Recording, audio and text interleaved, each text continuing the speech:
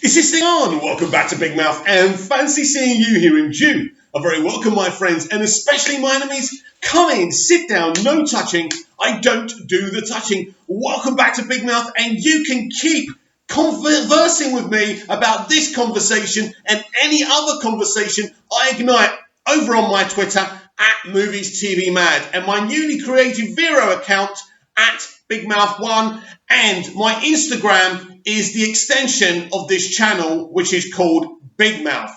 Now, very rarely I will read somebody else's article on here, and today we're talking about Eastenders. Now, a very, very nice gentleman called Sean Clark, who I follow and follows me over on Twitter, now and again writes Eastenders articles, and I'm very interested in Eastenders. I've been a fan for a very long time in Eastenders. Sean is also an author. You can follow him on Twitter at Sean Clark, and he has his own website, or a website that he writes for. It's called Eastenders Eye, so go and check that out as well. So what I love about Sean, he's an aspiring author who's written his own novel. I'd love to read it one day. But me and Sean don't agree all the time. But Sean doesn't swear at me or abuse me, and I don't do the same to him. If we don't agree with each other, we either have an adult conversation or we ignore each other. Unlike the gentleman who called me a very rude name because I had an opinion, and even though I wasn't being abusive towards him. That's life. But Sean's a great guy, and I'm going to read out his EastEnders article, which is called Why Sharon is Neither the Hero or the Villain of Sheanu. And after I've read it, we will discuss.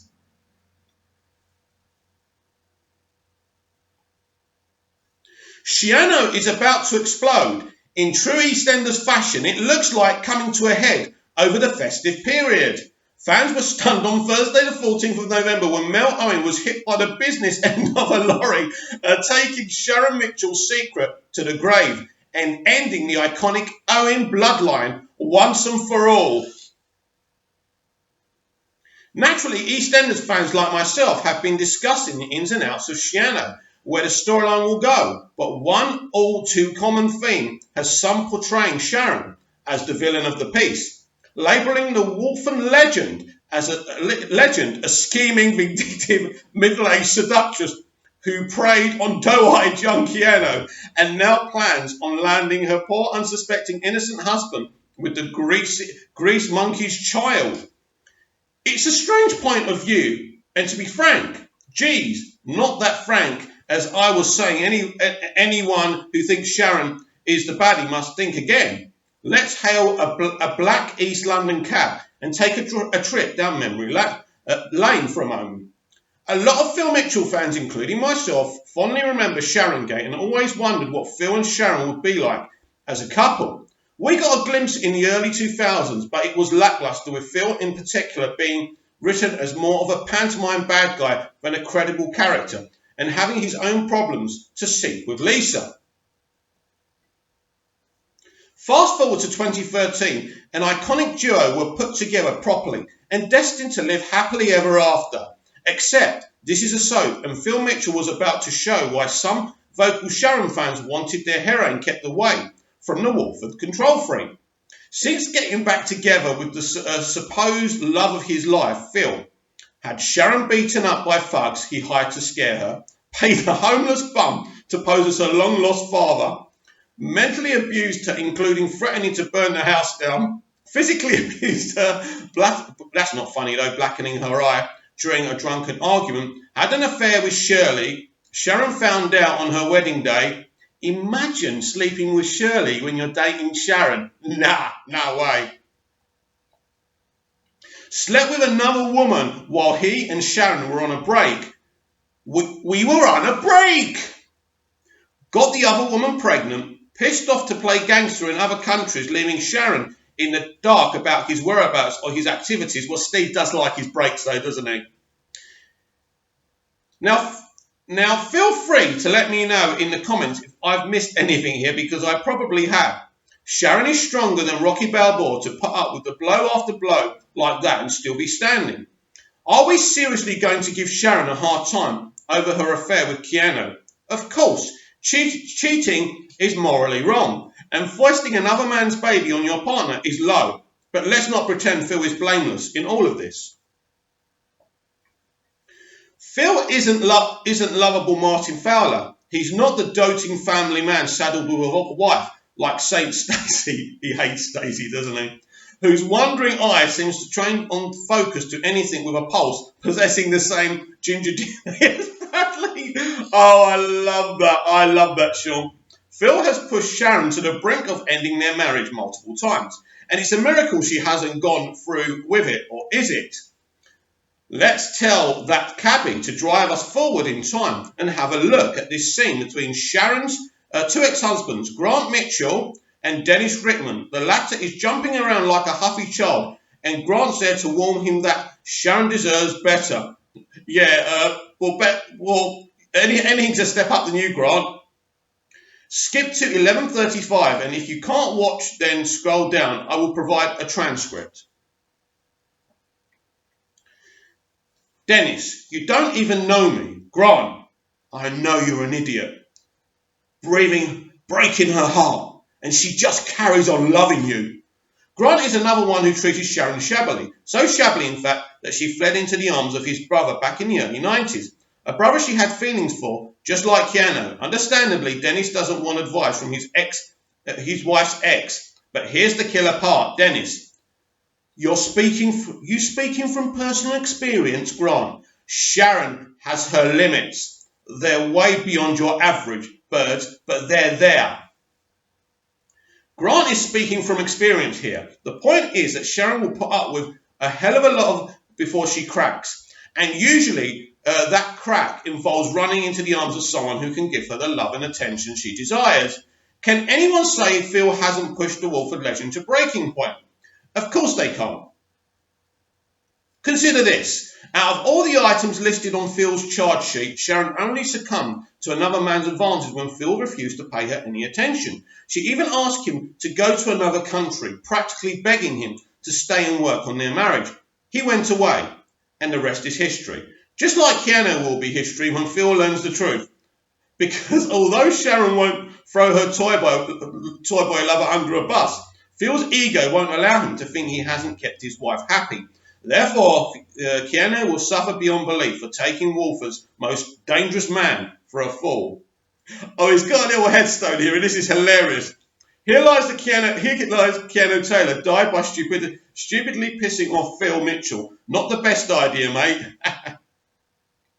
Sharon Mitchell is neither the hero or the villain of the piece, and no amount of revisionism from fans will make her one or the other. Sharon wanted her marriage to work. The last thing she wanted was to live like Angie and Den, unhappy and constantly fighting with affairs and addiction, but that's what's happened. It was Phil who I added the by the way, that's my opinion. It was Phil who destroyed his marriage. Sharon only misbehaved in the wreckage. What is your view on this topic? Let me know in the comments down below. So, very, very interesting. Now, I'm going to be honest about this. Kate Oates has been the showrunner of Eastenders since early this year, right?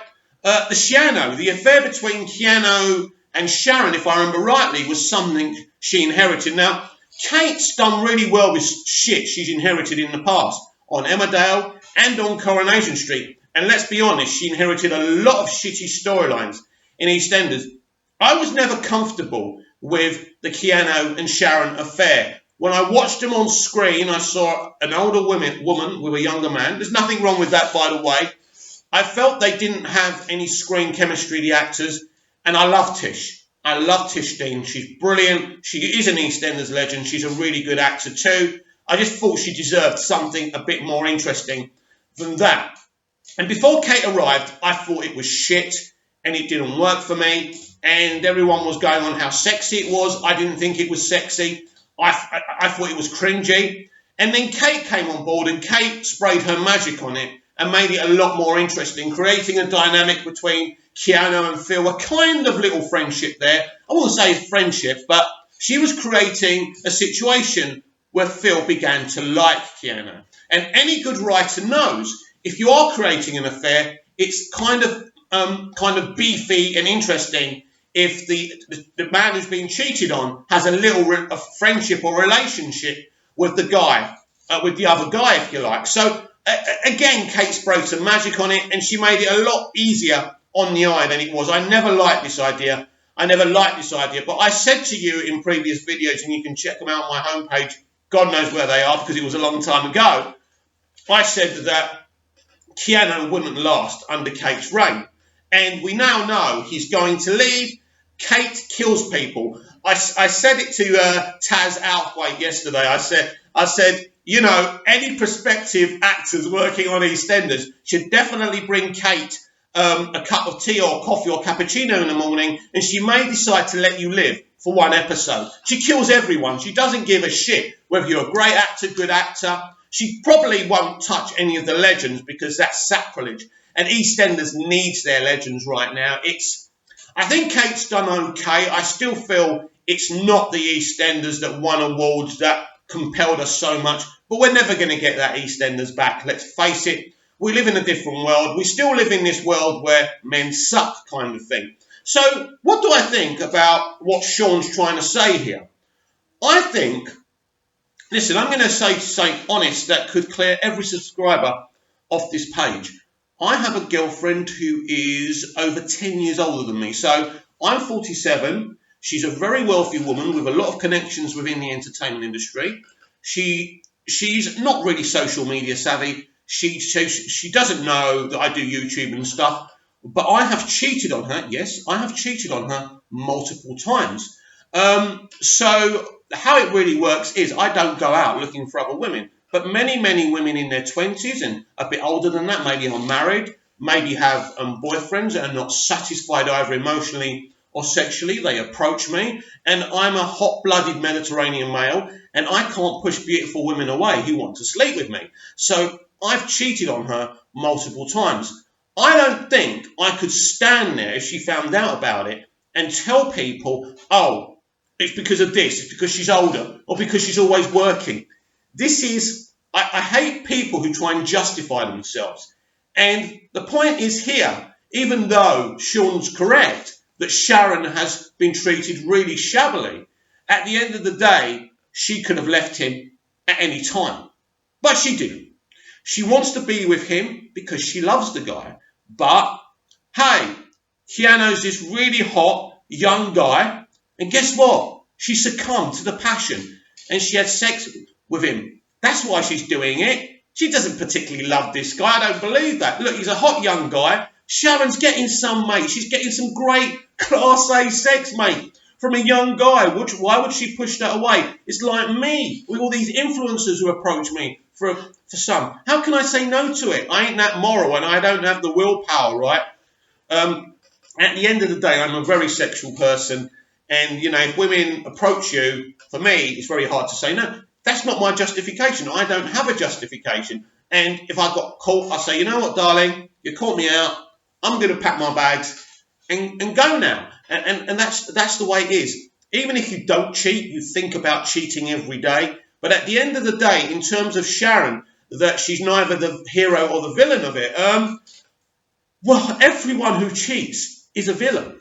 Everyone who cheats is a villain. But I'm going to go deeper on this now. This is the problem here. And this is the problem with the society that we live in.